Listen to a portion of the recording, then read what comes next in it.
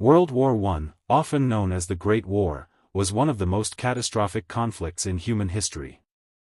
Lasting from 1914 to 1918, it engulfed nations across Europe, extended to the Middle East, Africa, and Asia, and fundamentally reshaped the political, social, and economic landscapes of the world.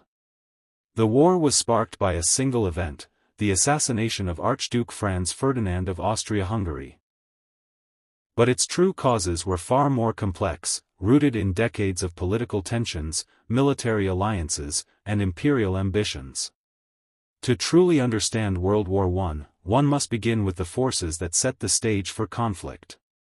The late 19th and early 20th centuries saw a fierce competition for colonies, rising nationalism among various ethnic groups, and an arms race between the great powers of Europe. The world was a tinderbox, and the assassination in Sarajevo was the spark that set it alight. This narrative will unfold the full story of World War I, from the causes that led to the conflict, the brutal and transformative battles, the struggles on the home fronts, and the eventual peace that brought an end to the war. It will delve into the experiences of soldiers in the trenches, the strategies of generals and politicians, and the suffering of civilians caught in the chaos. Beyond the battles, it will also explore the social, technological, and diplomatic shifts that reshaped the 20th century.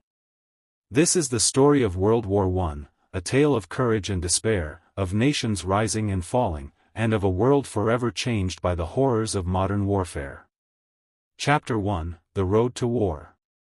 The origins of World War I can be traced to a complex web of alliances, rivalries, and ambitions among the great powers of Europe. The 19th century had seen the rise of nationalism, with ethnic groups seeking independence and empires striving to expand. The balance of power that had maintained a fragile peace in Europe was beginning to crumble. The age of imperialism. At the heart of the tensions was the fierce competition for colonies. The European powers, Britain, France, Germany, Russia, Austria-Hungary, and Italy, sought to expand their empires across Africa, Asia, and the Pacific. Britain and France, with their vast colonial empires, viewed the rising power of Germany as a threat. Germany, a newly unified nation, sought to build an empire of its own, leading to conflicts with established colonial powers. In Africa, the scramble for Africa saw European powers carve up the continent with little regard for its peoples. This imperial rivalry fueled distrust and competition among European states. Germany's Kaiser Wilhelm II pursued a policy of Weltpolitik, world policy, seeking to make Germany a global power.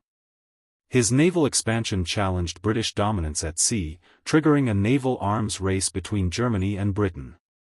The alliance system. To maintain security, European powers formed a complex web of alliances. Germany, under Chancellor Otto von Bismarck, initially pursued a policy of alliances to isolate France, which he viewed as a threat. This led to the formation of the Triple Alliance between Germany, Austria-Hungary, and Italy. France, in response, formed an alliance with Russia, and later Britain joined this alliance, creating the Triple Entente. These alliances were meant to deter conflict, but they instead created a situation where a regional conflict could easily draw in all the great powers. The assassination of Archduke Franz Ferdinand would test this system, revealing its fatal weaknesses. Rising nationalism. Nationalism surged across Europe, creating tension within multi-ethnic empires like Austria-Hungary and the Ottoman Empire. In the Balkans, Slavic nationalism was particularly intense. Serbia sought to unite Slavic peoples under its leadership, clashing with Austria-Hungary's ambitions. Russia, as a Slavic power, supported Serbia, further straining relations with Austria-Hungary.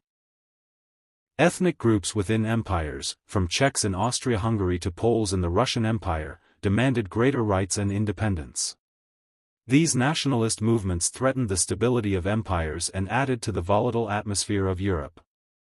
The arms race. The great powers of Europe engaged in a massive arms race, building up their armies and navies. Germany and Britain competed to build the most powerful fleets, with Britain launching the first dreadnought battleship in 1906. Germany responded with its own dreadnoughts, triggering a naval arms race. On land, European powers expanded their armies and developed detailed military plans for mobilization. Germany's Schlieffen Plan was designed for a quick victory over France, followed by an attack on Russia. France developed Plan 17, an aggressive strategy aimed at reclaiming the lost provinces of Alsace and Lorraine. This arms race created a sense of inevitability. If war broke out, it would be a total war, involving massive armies and the full industrial might of the nations involved. Diplomatic crises and the road to war. Europe experienced a series of diplomatic crises in the years before the war, each one pushing the continent closer to conflict. The Moroccan crises of 1905 and 1911 saw Germany challenge French influence in North Africa, leading to tensions with France and Britain. The Balkan Wars of 1912 to 1913 saw Serbia emerge stronger, alarming Austria-Hungary, which feared Serbian ambitions among its Slavic population. The final crisis came in 1914, when Archduke Franz Ferdinand of Austria-Hungary was assassinated in Sarajevo by Gavrilo Princip, a Bosnian Serb nationalist. Austria-Hungary, with Germany's backing, issued an ultimatum to Serbia. When Serbia's response failed to meet all demands, Austria-Hungary declared war. The alliance system activated, drawing all of Europe into conflict. The world stood on the brink of war. Chapter 2, The War Begins, 1914. The summer of 1914 saw Europe plunge into chaos. The assassination of Archduke Franz Ferdinand by Gavrilo Princip in Sarajevo set off a chain reaction that the diplomatic machinery of Europe could not stop. Austria-Hungary, with Germany's backing, declared war on Serbia on July 28, 1914. Russia, as a protector of the Slavic peoples, began mobilizing its forces, prompting Germany to declare war on Russia on August 1. France, allied with Russia, was drawn in, and when German troops marched through neutral Belgium to attack France, Britain declared war on Germany. This was not a swift, calculated war, it was a descent into chaos. The world watched as the great powers of Europe mobilized millions of soldiers and prepared for a conflict that they believed would be over by Christmas. But the reality would be far different. The Western Front and the Schlieffen Plan. Germany launched the Schlieffen Plan, a strategy designed to quickly defeat France before turning east to face Russia. German armies swept through Belgium, committing atrocities that shocked the world, in what became known as the Rape of Belgium. The Belgian resistance, though ultimately overrun, delayed the German advance and gave the Allies time to prepare. The French launched a desperate counterattack in the Battle of the Marne in September 1914. French and British forces halted the German advance, forcing a retreat. The Schlieffen Plan had failed, and the war in the West settled into a brutal stalemate of trenches stretching from the North Sea to Switzerland. The Eastern Front, Russia's struggle. In the East, Russia launched a massive offensive against Germany, but suffered a disastrous defeat at the Battle of Tannenberg, where German generals Paul von Hindenburg and Erich Ludendorff achieved a decisive victory. Russia's poorly equipped and poorly led army struggled against the more modern and organized German forces. Austria-Hungary, meanwhile, struggled against Serbia, suffering humiliating defeats. The Serbian army, though outnumbered, proved resilient, and the mountainous terrain favored the defenders. War at sea and beyond. Naval warfare also erupted as Britain's Royal Navy imposed a blockade on Germany, aiming to starve it of vital supplies. Germany responded with unrestricted submarine warfare, targeting Allied shipping. Beyond Europe, the war spread to the colonies. German forces in Africa, Asia, and the Pacific faced Allied assaults. Japan, allied with Britain, seized German colonies in China and the Pacific. By the end of 1914, the world was locked in a brutal conflict far beyond anyone's expectations. The optimism of the early months had given way to the grim reality of a long and bloody war. Chapter 3, the trench warfare and stalemate, 1915. 1915 was the year when World War I truly transformed into a brutal and exhausting stalemate. As both the Allies and the Central Powers dug into trenches that stretched for hundreds of miles across France and Belgium, the war became a conflict of attrition. Life in the trenches. The trenches were a world of mud, rats, and relentless danger. Soldiers lived in cramped, waterlogged conditions, constantly threatened by enemy artillery, sniper fire, and poison gas. Disease was rampant. Trench foot, a painful condition caused by prolonged exposure to damp conditions, was a constant threat. Lice infested uniforms, and the dead often lay unburied in the no-man's land between opposing trenches. Major battles of 1915.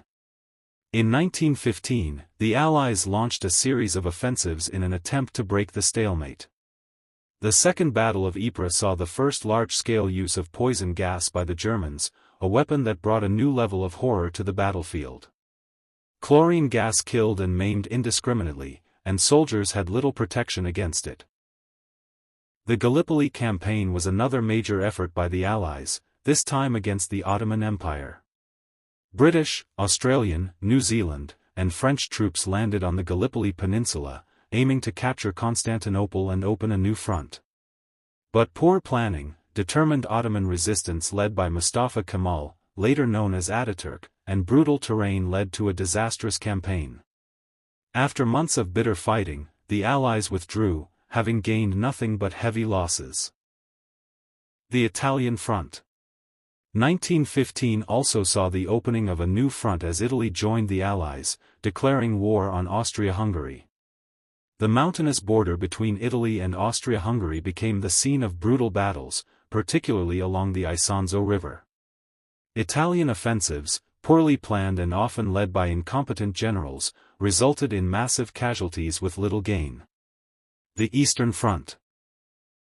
In the east, Russia launched massive offensives against the Austro-Hungarians, initially achieving significant victories.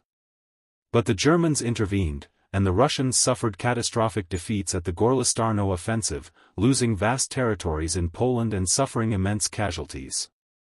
Russian soldiers, poorly equipped and suffering from poor leadership, faced immense hardship. The war at sea. Naval warfare continued to escalate. Germany's policy of unrestricted submarine warfare targeted Allied and neutral shipping, leading to the sinking of the British liner RMS Lusitania in May 1915, with the loss of 1,198 lives, including 128 Americans. This incident caused outrage in the United States, bringing it closer to involvement in the war. By the end of 1915, the world had seen the true horror of industrial warfare. The initial optimism of 1914 was gone, replaced by a grim realization that this would be a long, brutal conflict. Soldiers huddled in their trenches, civilians faced shortages and air raids, and the world's leaders struggled to find a way to break the deadlock. Chapter 4, The War Expands, 1916. 1916 was a year of massive offensives and unimaginable carnage. The war, now truly global, saw new fronts, new weapons, and ever-mounting casualties. The Battle of Verdun. One of the most infamous battles of the war was Verdun. The Germans launched a massive assault on the French fortress city of Verdun in February 1916, aiming to bleed France white. Verdun became a symbol of French determination and suffering. The French, led by General Philippe Pétain, vowed that they shall not pass. For 10 brutal months, the French and German armies clashed, exchanging territory and lives for little gain. The battle claimed nearly 1 million casualties. The Battle of the Somme. While Verdun raged, the British launched the Battle of the Somme in July 1916, hoping to relieve pressure on the French. It began with a massive artillery barrage, which was supposed to destroy German defenses. But when British troops advanced, they were met with machine gun fire. On the first day alone, the British suffered 57,000 casualties, the worst single day in their military history. The battle dragged on for months, with over 1 million casualties and little strategic gain. New weapons and technologies. 1916 also saw the introduction of new weapons. The British debuted the tank at the Somme, though its early models were slow and prone to mechanical failures. Poison gas, now used by both sides, evolved, with the introduction of deadly phosgene and mustard gas, which caused horrific injuries. Aerial warfare grew more intense, with fighter planes engaging in dogfights and Zeppelins bombing cities. Pilots like Germany's Manfred von Richthofen, the Red Baron, became famous. The Eastern Front and the Brusilov Offensive. In the east, Russia launched the Brusilov Offensive in June 1916, one of the most successful Allied offensives of the war.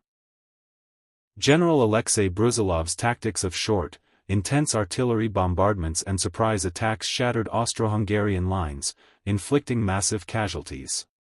But Russia lacked the supplies and manpower to sustain the advance. The War at Sea and the Battle of Jutland. At sea, the British and German fleets clashed in the Battle of Jutland in May 1916, the largest naval battle of the war. Although both sides claimed victory, the British maintained their naval blockade of Germany, while the German fleet largely remained in port for the rest of the war. The home fronts and the rise of total war.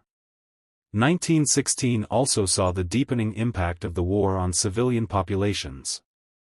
Governments imposed rationing, censored news, and mobilized entire economies for the war effort. Women entered the workforce in unprecedented numbers, replacing men who had gone to the front. The suffering of civilians was immense. Germany's blockade led to severe food shortages, with thousands dying of malnutrition. In France and Britain, air raids by German Zeppelins brought the war home to civilians. By the end of 1916, both sides were exhausted, but there was no end in sight. The war had become a grinding, brutal struggle with no clear victor. Chapter 5, The World at War, 1917. 1917 was a turning point in World War I. It saw the collapse of empires, the rise of revolution, and the entry of new powers into the conflict. The world was now fully engulfed in a war of exhaustion and desperation. The United States enters the war. A decisive moment came when the United States joined the Allies in April 1917. The U.S. had tried to maintain neutrality, but Germany's policy of unrestricted submarine warfare, which had sunk American ships, and the Zimmermann telegram, in which Germany promised Mexico territory in return for joining the war against the U.S., pushed America to intervene. Under President Woodrow Wilson, the U.S. declared war on Germany, bringing vast industrial and human resources to the Allied cause. The Russian Revolution. While the United States joined the war, Russia was descending into chaos.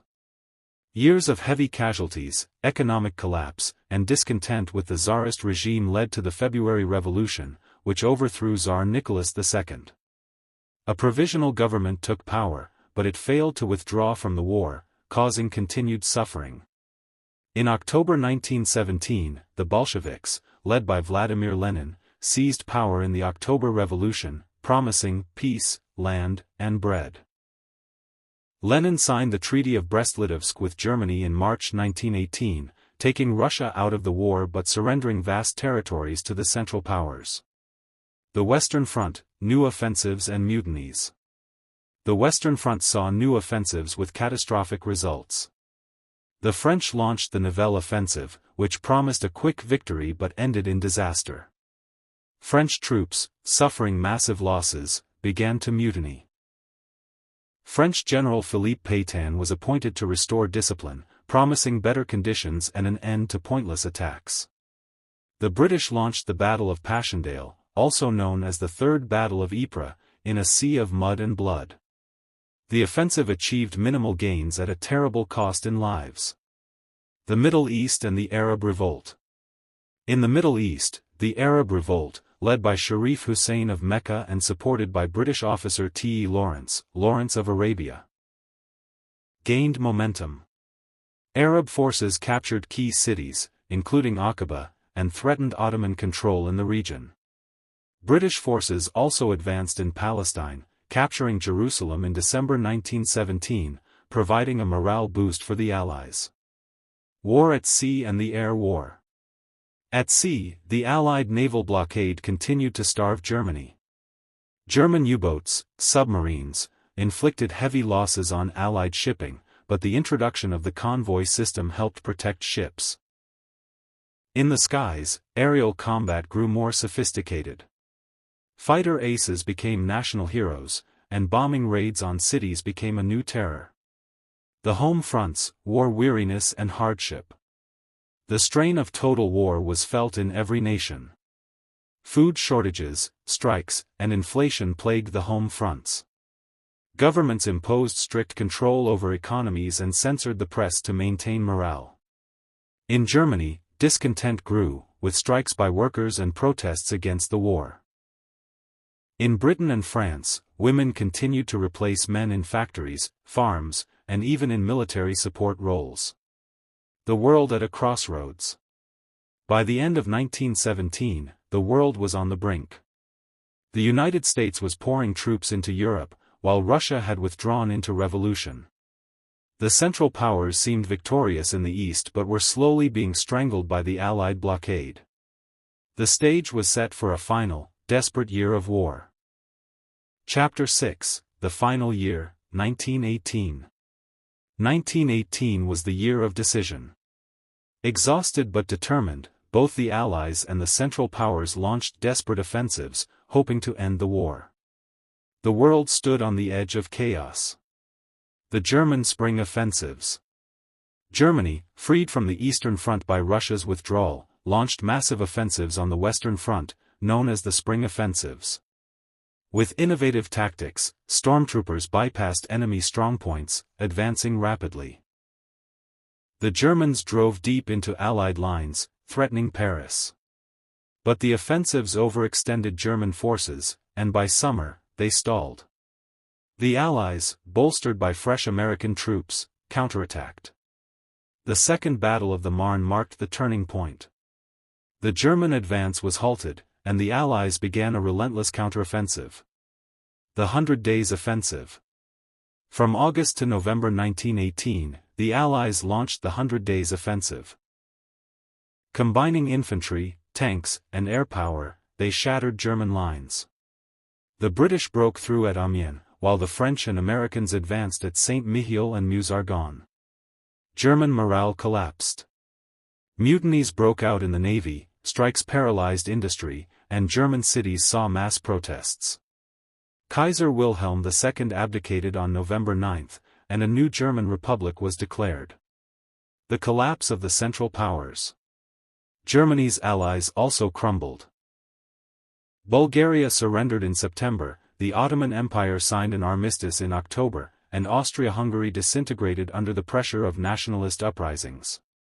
The Habsburg and Ottoman empires collapsed, leaving a chaotic power vacuum in Central Europe and the Middle East.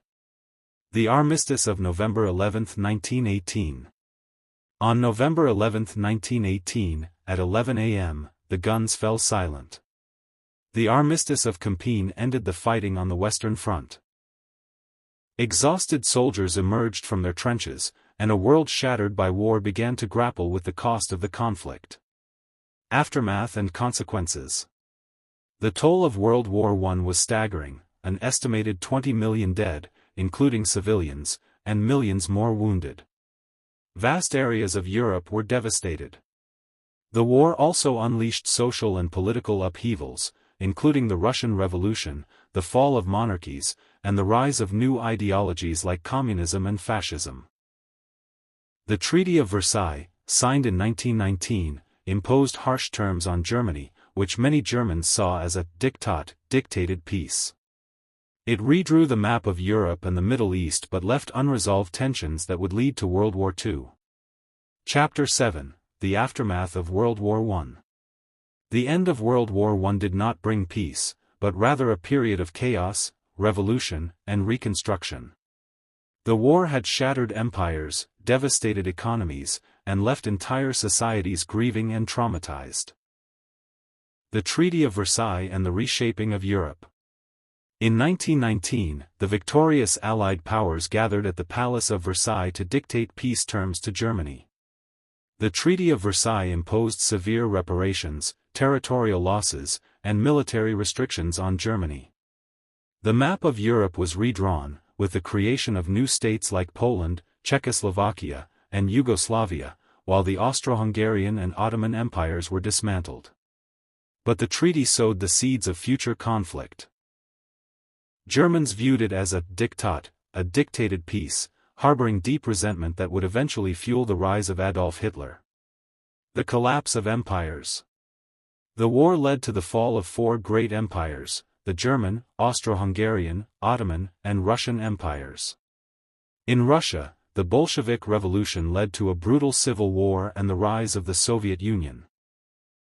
In the Middle East, former Ottoman territories were divided between Britain and France under the Sykes-Picot Agreement, sowing long-term instability, economic devastation and social upheaval. The cost of the war was staggering. Europe's economy was shattered, with entire regions reduced to ruins.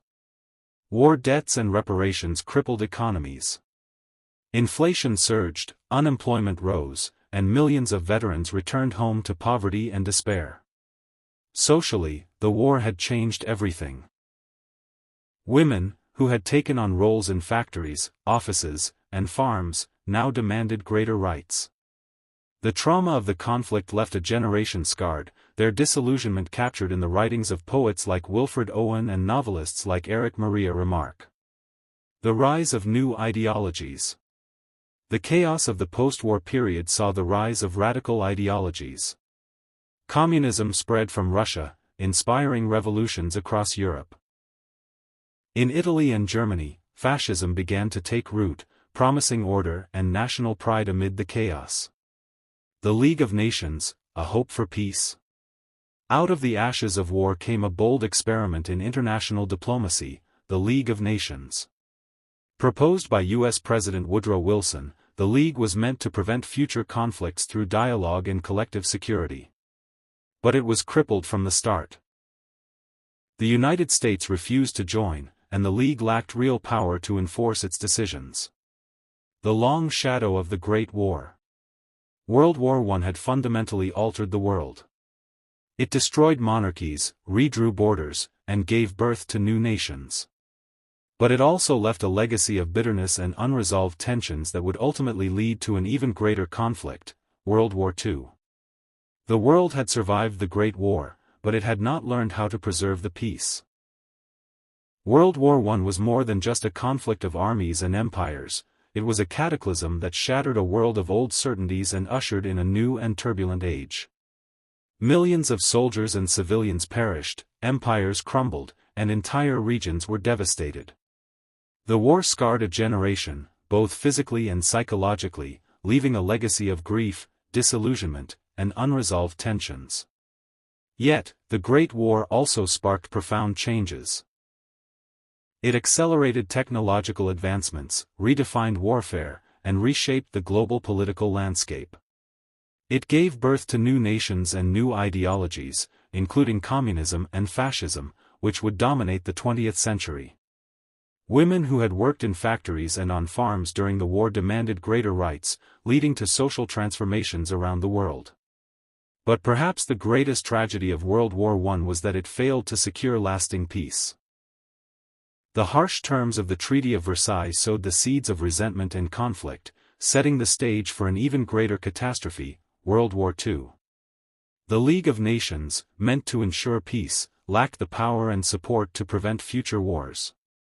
World War I was a lesson in the destructive potential of nationalism, imperial ambition, and unchecked militarism. Its legacy endures, not only in the scars on the landscapes of Europe but in the lessons it offers to future generations. A reminder of the fragility of peace and the terrible cost of war.